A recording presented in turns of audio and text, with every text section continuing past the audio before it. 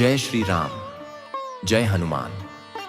प्रिय भक्तों, दुनिया में ऐसा कौन व्यक्ति होगा जो अपार धन दौलत का मालिक नहीं बनना चाहता। अगर आप भी चाहते हैं कि आपकी जिंदगी में समृद्धि, सुख और पैसा बिना रुके आने लगे, तो ये वीडियो सिर्फ और सिर्फ आपके लिए है। क्योंकि आज शनिवार के दिन जो भक्त श्री राम भक्त हनुमान जी की पूजा अर्चना करता है, उस पर शनिदेव स्वयं प्रसन्न हो जाते हैं। आज के इस वीडियो में हम हमारे पूज्य गुरु जी द्वारा बताया गया एक चमत्कारी उपाय भी लेकर आए हैं, जो आपके भाग्य को सिर्फ 7 दिनों में बदल सकता है। कृपया इस वीडियो को अंत तक जरूर देखिए। जो भक्त चैनल पर नए हैं, वो वीडियो को लाइक करें, सब्सक्राइब करें और कमेंट बॉक्स में हनुमान जी के चरणों में अपनी हाजिरी दर्ज करें। प्रिय भक्तों, आज जो मंत्र हम आपके लिए लेकर आए हैं, वो कोई साधारण मंत्र नहीं है। वो एक जागृत शक्ति है, श्री हनुमान जी की कृपा का साक्षात रूप। इस मंत्र को सिर्फ 108 बार सुनिए। अगर समय ना हो तो 21 बार ही सुन लीजिए, पर सुनिए जरूर, क्योंकि इसके प्रभाव से आपके दुख, दरिद्रता और रुकावटें समाप्त हो सकती हैं। एक समय की बात है, एक व्यक्ति था, बहुत ही निर्धन। न सिर पर छत थी, न पेट में भरपेट अन्न। वो हर दिन भगवान से रोता, गिड़गिड़ाता। फिर एक दिन एक ब्राह्मण देवता ने उसे बताया, अगर तू अपनी सभी समस्याओं से छुटकारा पाना चाहता है, तो आज से ही हनुमान जी के मंत्र का स्मरण शुरू कर दे। क्योंकि हनुमान जी कलयुग के एकमात्र ऐसे देवता हैं जो अपने भक्तों की भक्ति से तुरंत प्रसन्न हो जाते हैं। उस व्यक्ति ने भक्ति भाव से हनुमान जी के धन प्राप्ति मंत्र का जप आरंभ किया और केवल 7 दिनों में उसका जीवन बदल गया। उसे धन मिला, रोजगार मिला और सम्मान भी। प्रिय भक्तों, अब जानिए वह दिव्य और सरल उपाय जिसे आप आज से ही शुरू कर सकते हैं। शनिवार की रात को स्नान करके शुद्ध लाल वस्त्र धारण करें। एक पीपल का पत्ता लें और उस पर चंदन से AUM हनुमते नमः लिखें। इस पत्ते को अपने घर के तिजोरी स्थान या जहां आप पैसे रखते हैं, वहां रख दें। फिर उसी स्थान पर बैठकर AUM श्री हनुमते नमः मंत्र का 108 बार जप करें। इस उपाय को लगातार 7 शनिवार तक करें और पूरी श्रद्धा से हनुमान जी से धन, वैभव और उन्नति की प्रार्थना करें। आप देखेंगे कि कैसे चमत्कार आपके जीवन में उतर रहा है। तो भक्तों, देर न करें, आज से ही इस उपाय को अपनाइए और अपने जीवन में बजरंग बली की कृपा को महसूस कीजिए। कमेंट में जय बजरंग बली जरूर लिखें और वीडियो को शेयर करें, ताकि हर भक्त हनुमान जी की कृपा से धनवान बने। तो चलिए मंत्र का जाप करें। करो कृपा मुझ पर हे हनुमान, जीवन भर करूं मैं तुम्हें सदा प्रणाम। ओम नमो हनुमते रुद्र अवतराय राम सेवकाय राम भक्ति तत्पराय राम हृदयाय नमः। ओम नमो हनुमते रुद्र अवतराय राम सेवकाय राम भक्ति तत्पराय राम हृदयाय नमः।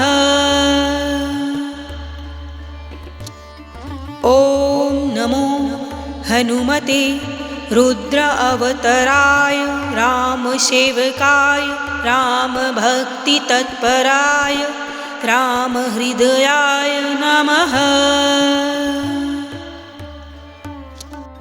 ओम नमो हनुमते रुद्र अवतराय राम सेवकाय राम भक्ति तत्पराय राम हृदयाय नमः।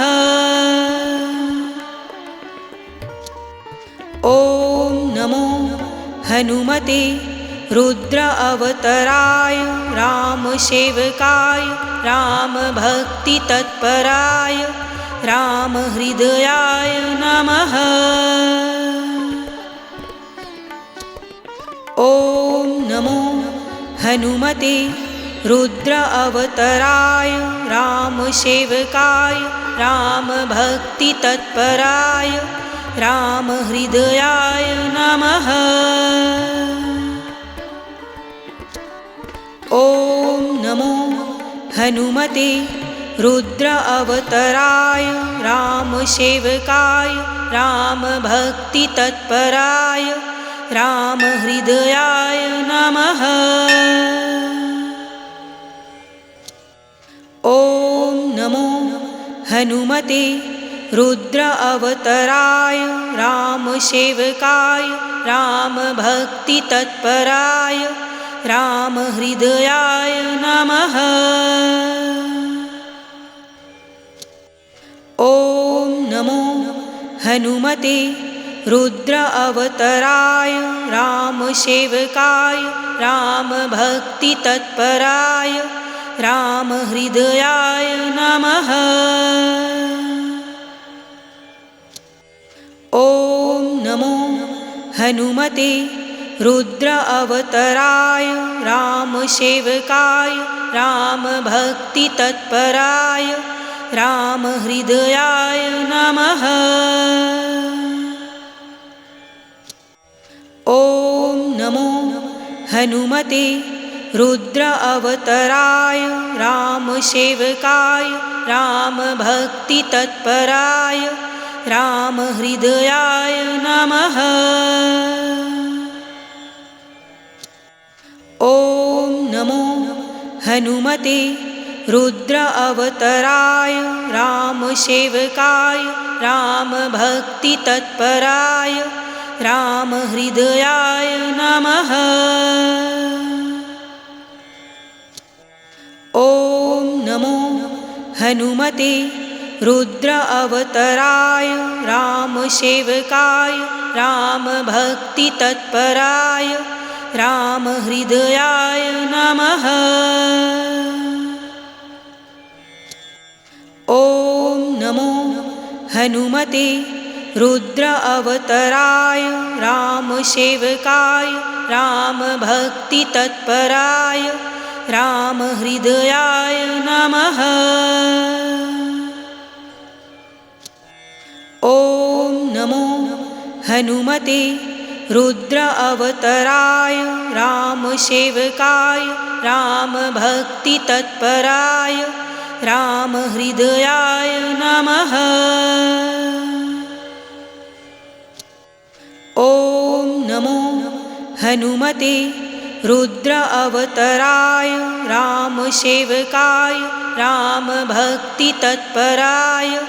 रामहृदयाय नमः। ॐ नमो हनुमते रुद्र अवतराय रामसेवकाय रामभक्तितत्पराय रामहृदयाय नमः। ॐ नमो हनुमते रुद्र अवतराय रामसेवकाय रामभक्तितत्पराय रामहृदयाय नमः। ॐ नमो हनुमते रुद्र अवतराय रामसेवकाय रामभक्तितत्पराय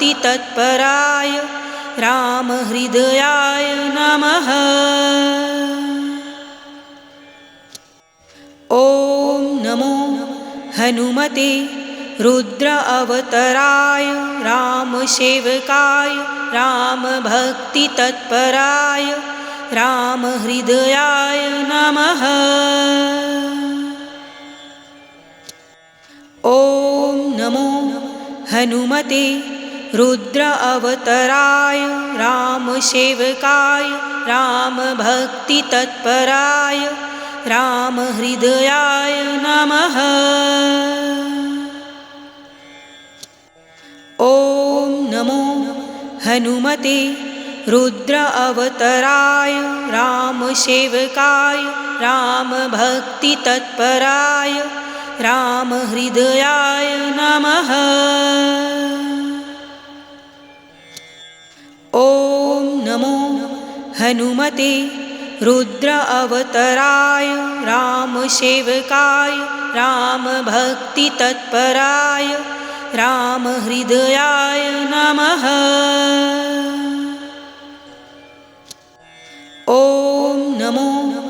हनुमते रुद्र अवतराय रामसेवकाय रामभक्तितत्पराय रामहृदयाय नमः। ॐ नमो हनुमते रुद्र अवतराय रामसेवकाय रामभक्तितत्पराय रामहृदयाय नमः।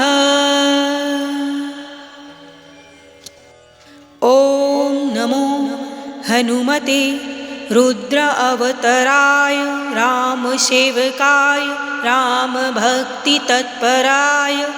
रामहृदयाय नमः। ॐ नमो हनुमते रुद्र अवतराय रामसेवकाय रामभक्तितत्पराय रामहृदयाय नमः।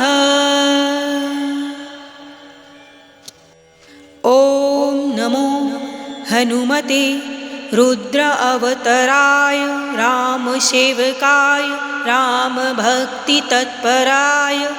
रामहृदयाय नमः। ॐ नमो हनुमते रुद्र अवतराय रामसेवकाय रामभक्तितत्पराय रामहृदयाय नमः। ॐ नमो हनुमते रुद्र अवतराय रामसेवकाय रामभक्तितत्पराय रामहृदयाय नमः। ॐ नमो हनुमते रुद्र अवतराय रामसेवकाय रामभक्तितत्पराय रामहृदयाय नमः। ॐ नमो हनुमते रुद्र अवतराय रामसेवकाय रामभक्तितत्पराय रामहृदयाय नमः। ॐ नमो हनुमते रुद्र अवतराय रामसेवकाय रामभक्तितत्पराय रामहृदयाय नमः। ॐ नमो हनुमते रुद्र अवतराय रामसेवकाय रामभक्तितत्पराय रामहृदयाय नमः।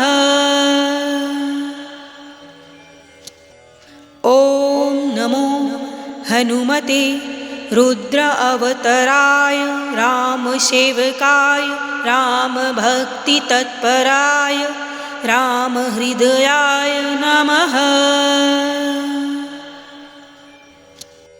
ॐ नमो हनुमते रुद्र अवतराय रामसेवकाय रामभक्तितत्पराय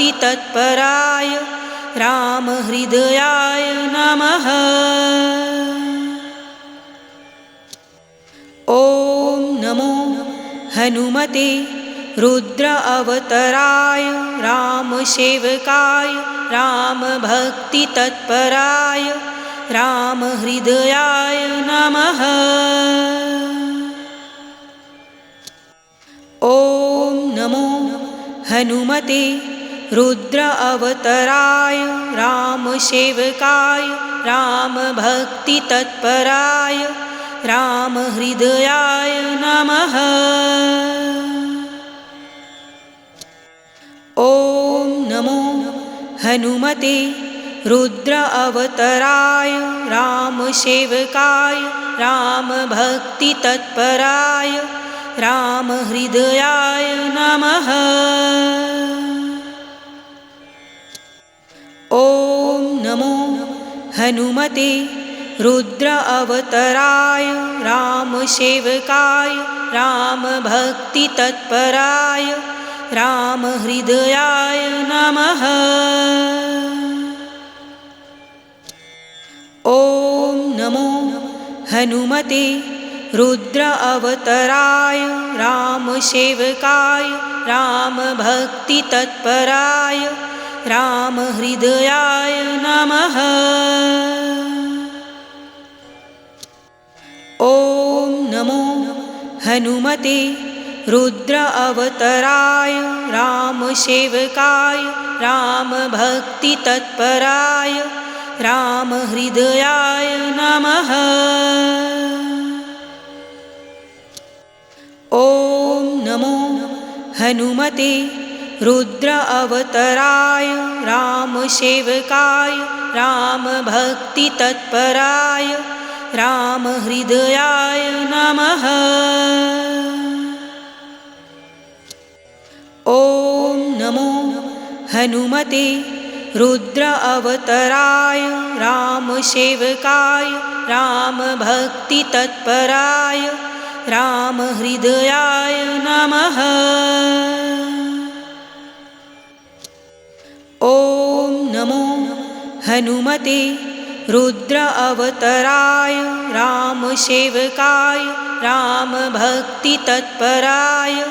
रामहृदयाय नमः। ॐ नमो हनुमते रुद्र अवतराय रामसेवकाय रामभक्तितत्पराय रामहृदयाय नमः। ॐ नमो हनुमते रुद्र अवतराय रामसेवकाय रामभक्तितत्पराय रामहृदयाय नमः। ॐ नमो हनुमते रुद्र अवतराय रामसेवकाय रामभक्तितत्पराय रामहृदयाय नमः।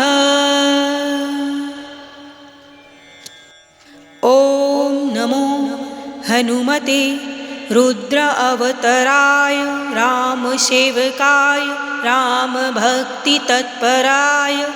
रामहृदयाय नमः। ॐ नमो हनुमते रुद्र अवतराय रामसेवकाय रामभक्तितत्पराय रामहृदयाय नमः। ॐ नमो हनुमते रुद्र अवतराय रामसेवकाय रामभक्तितत्पराय रामहृदयाय नमः। ॐ नमो हनुमते रुद्र अवतराय रामसेवकाय रामभक्तितत्पराय रामहृदयाय नमः। ॐ नमो हनुमते रुद्र अवतराय रामसेवकाय रामभक्तितत्पराय रामहृदयाय नमः।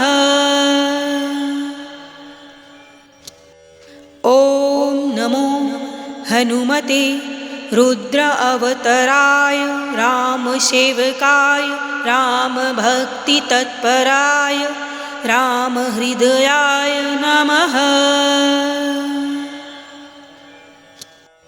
ॐ नमो हनुमते रुद्र अवतराय रामसेवकाय रामभक्तितत्पराय रामहृदयाय नमः। ॐ नमो हनुमते रुद्र अवतराय रामसेवकाय रामभक्तितत्पराय रामहृदयाय नमः।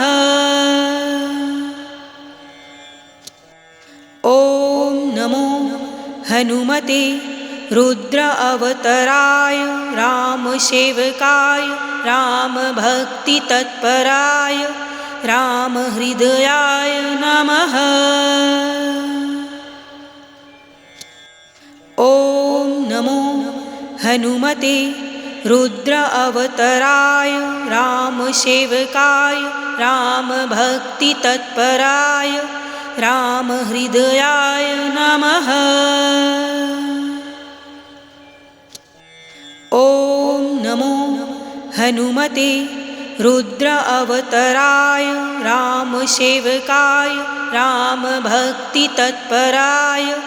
रामहृदयाय नमः। ॐ नमो हनुमते रुद्र अवतराय रामसेवकाय रामभक्तितत्पराय रामहृदयाय नमः।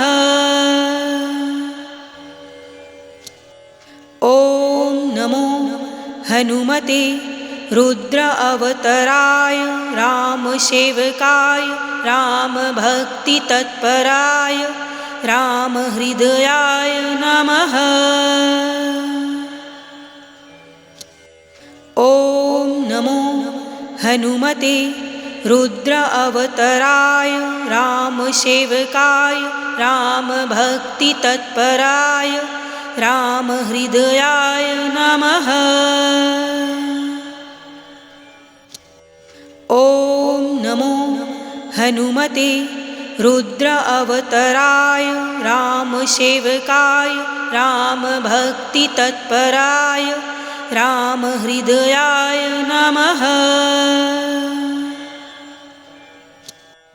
ॐ नमो हनुमते रुद्र अवतराय रामसेवकाय रामभक्तितत्पराय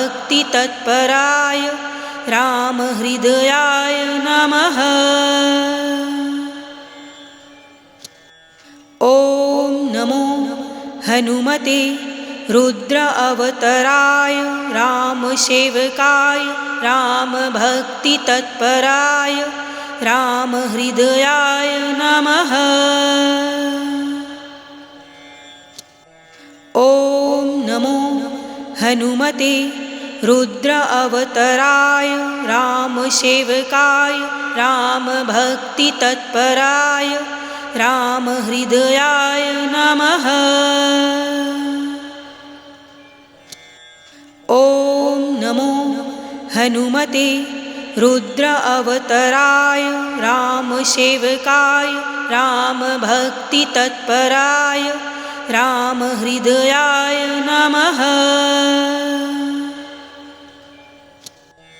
ॐ नमो हनुमते रुद्र अवतराय रामसेवकाय रामभक्तितत्पराय रामहृदयाय नमः। ॐ नमो हनुमते रुद्र अवतराय रामसेवकाय रामभक्तितत्पराय रामहृदयाय नमः। ॐ नमो हनुमते रुद्र अवतराय रामसेवकाय रामभक्तितत्पराय रामहृदयाय नमः।